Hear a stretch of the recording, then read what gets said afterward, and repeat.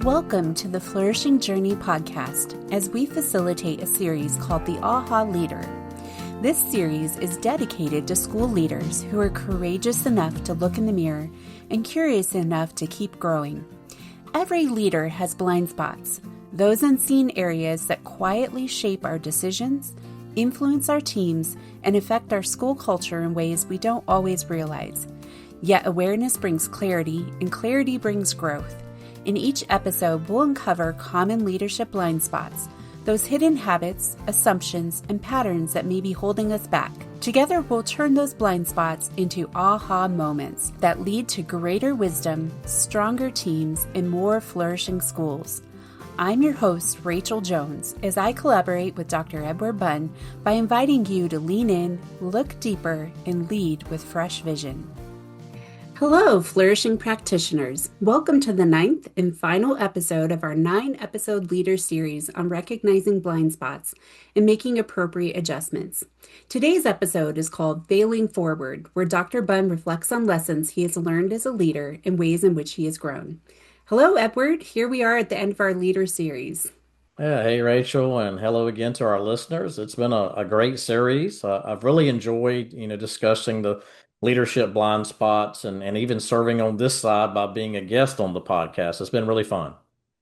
Well, I am especially looking forward to this episode as we wrap up this leader series because today you get to be a bit more reflective and share some ways you have grown as a leader. So let's dive in. When you look back at your early leadership years, what habit did you have then that you've had to unlearn as you've grown? First of all, I think good leadership is an learning process, just like it is a learning experience. And so this was kind of easy for me. Early on in my leadership, I tended to feel responsible to have all the answers. I thought that, being the leader meant being the expert in the room or an expert in the meeting, an expert on the call. And over time, I realized that this particular mindset actually limited me personally as a leader. It limited our team. And I had to unlearn the habit of over functioning and instead learn to ask better questions, learn how to empower others, learn how to trust the collective wisdom that was around me. And I believe through this process, leadership shifted from being that one voice to building multiple voices. And that change not only strengthened our team, but it created a healthier and even more sustainable culture for us. Mhm. Yeah, that's a great example. And I can definitely relate with that as well. In my early years as a head of school, like you said, I thought as a leader, I had to have all the answers, but Oh, I learned to lean on my staff who had way more experience and wisdom than I had. So it's a great lesson to learn. good. So this question might be a little bit harder to answer. Can you share a time when you feel you really failed as a leader and how that experience reshaped the way you lead today? Yeah, you're right. This is not an easy one. Let's see. So it's harder to talk about failure. It can be raw. Um, I think probably one of my biggest failures was moving too quickly particularly on strategic change, without bringing key people along in the process. I tend to I had clarity on the what, I had clarity on the why, but I underestimated the importance of pacing. I underestimated the importance and value of ownership in those early days of leadership. And I think the result was resistance. It was not only resistance, it was confusion, ultimately a loss of trust in that particular season of leadership. I'm going to be honest, that experience humbled me. It forced me to realize that leadership isn't just about the vision itself, but it's about alignment and it's about communication and clarity and timing and all those different features of change need to come together. And so, no, it's not fun to recognize the failure, but I think we also learn from those types of failures. And I'm glad I did. Well, to that point, how did that failure influence a later success? as you think back? Maybe something that might not have happened if you hadn't gone through that hard moment. I think first, I think that failure completely reshaped, how I led future initiatives. For example, later when leading large scale PD, large scale strategic strategies, I slowed down. I invited input early and not later. I built shared ownership before the implementation stage ever arrived.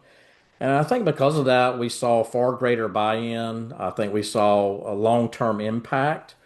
And honestly, that success wouldn't have happened without the earlier failure. So it taught me that, how you lead change is just as important as the change itself. Hmm, that's a good point.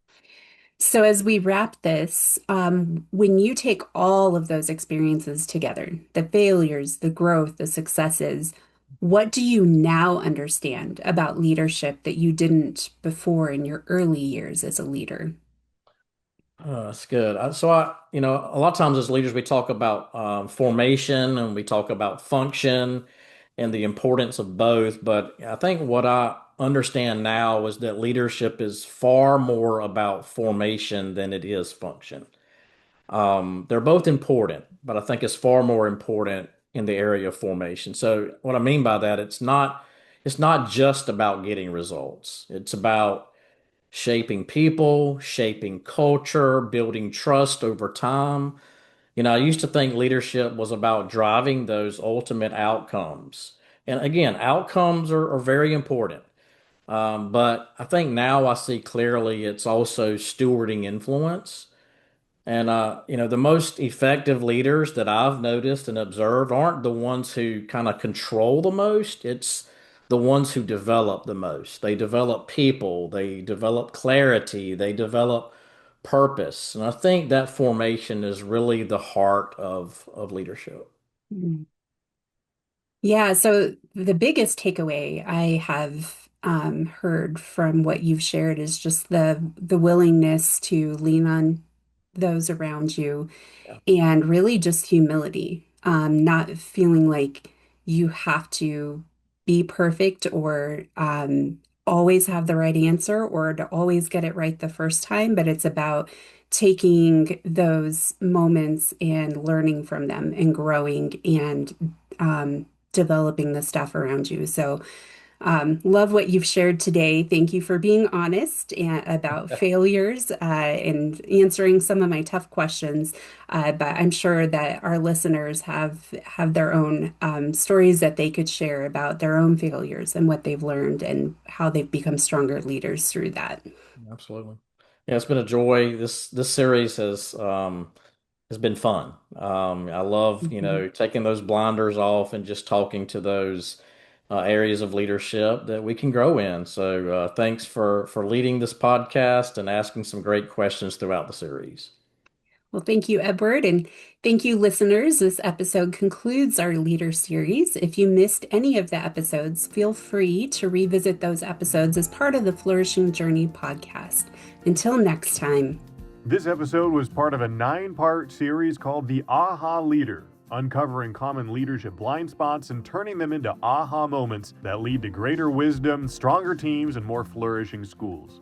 Catch every episode of this series and the entire Flourishing Journey podcast at acsi.org/podcasts.